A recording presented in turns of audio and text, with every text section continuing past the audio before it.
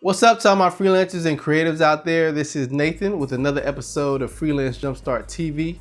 And in this episode, we're going to talk about how I made $3.75 an hour.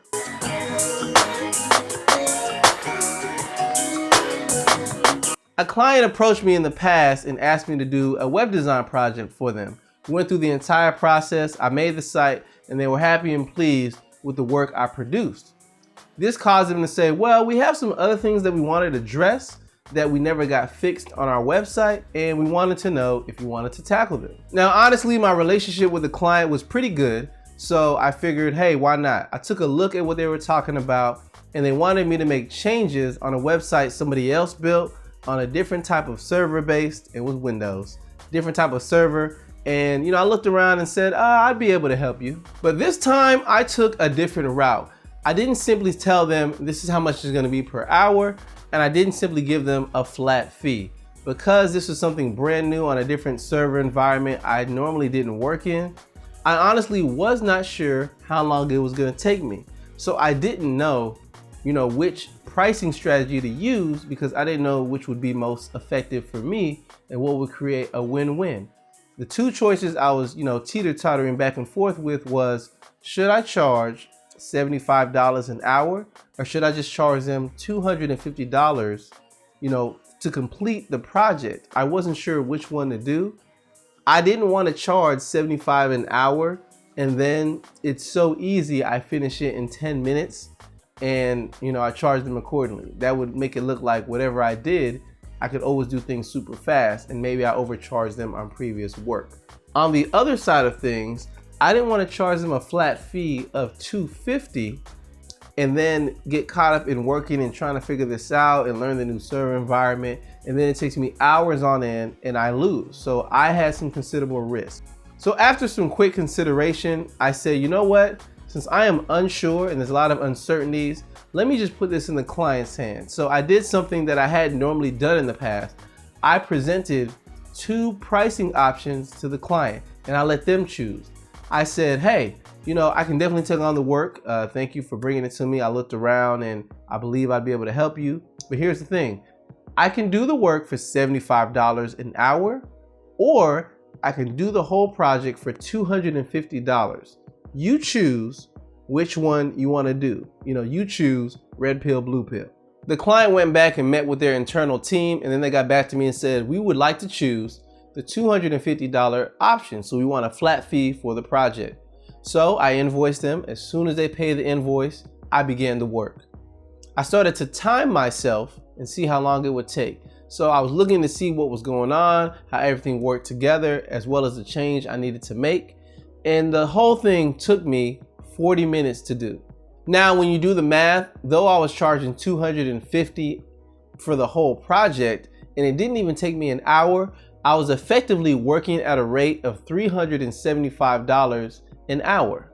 Now, I learned something very valuable about this, the fact that I presented the client with two different options. It was the first time that I did this, but there are some great takeaways in which you need to understand that can definitely help you in your pricing with your own client. The first takeaway is price anchoring. Now, what I did was I presented two options, $75 an hour, $250 for the whole project.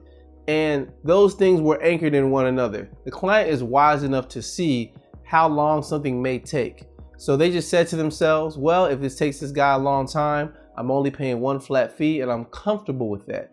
But maybe they weren't comfortable with it taking a long time and they would have paid over $250.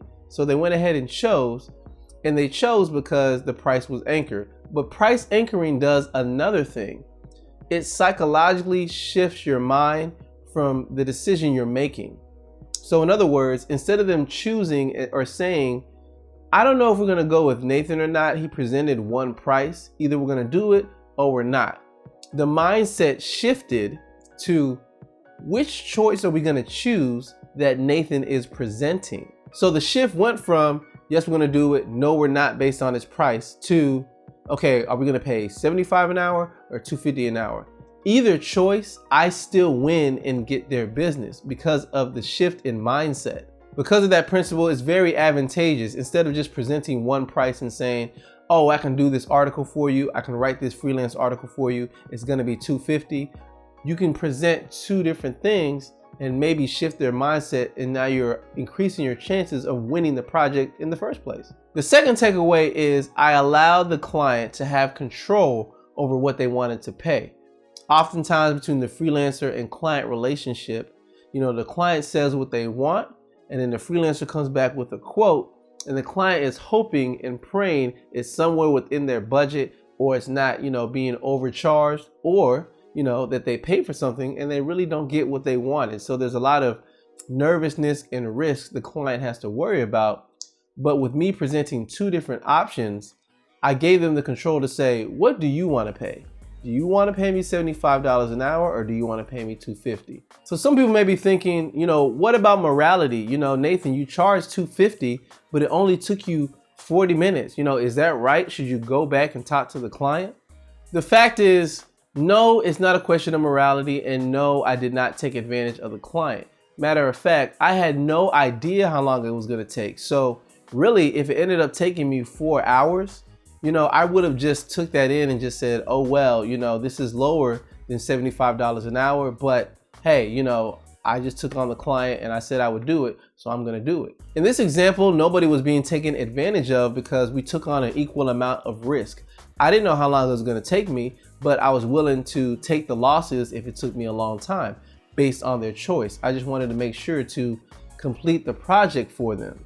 The fact is, the client was able to choose, and that brings me to this point.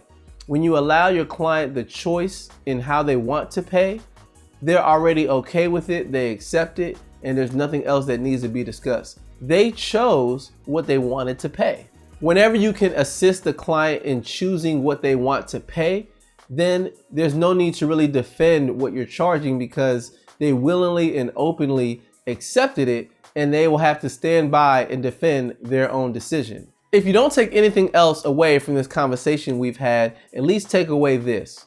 You need to implement price anchoring, or at least try out price anchoring in your business somewhere. So when you're giving a quote to a client, give them multiple options. So increase your chances of winning the project. You've been exposed to price anchoring already. You go to the grocery store and it says buy 3 for $10 or buy 1 for $4.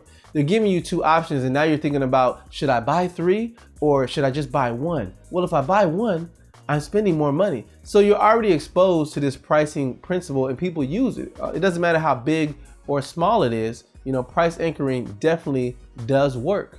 I'm just throwing out different examples of how to anchor your pricing. And you've seen this before. You've gone to pages and websites to where they have multiple packages of what you can choose, and they say, what package do you want to choose? That's price anchoring, because now you're thinking about what package to choose instead of whether you want to buy it or not, right? So you've been exposed to it, you've seen it. Check out a couple of different examples and see how could you implement this in your very own business. Thank you for taking the time to check out this video. If you have any thoughts on the story I told or presenting different options to the client, feel free to ask, leave a comment below, or I'll definitely get back to you in the comments, make a video response, or even email you and contact you directly in order to make sure your question is answered. If you want more videos like these, I release videos every Friday. You need to subscribe, and once you subscribe, you'll have access to these videos and you'll be notified as soon as they're posted. So I'm on YouTube, but I'm also on iTunes. So you can go on iTunes, search Freelance Jumpstart TV, and you'll find me. There are episode notes for this particular episode, so you can go to this link and go directly to the website, see the notes, see the story, see a little bit more detailed as to what exactly happened, and really just dive into, if price anchoring is appropriate for you. Again, thank you for checking out this video, and until the next one, I will see you later.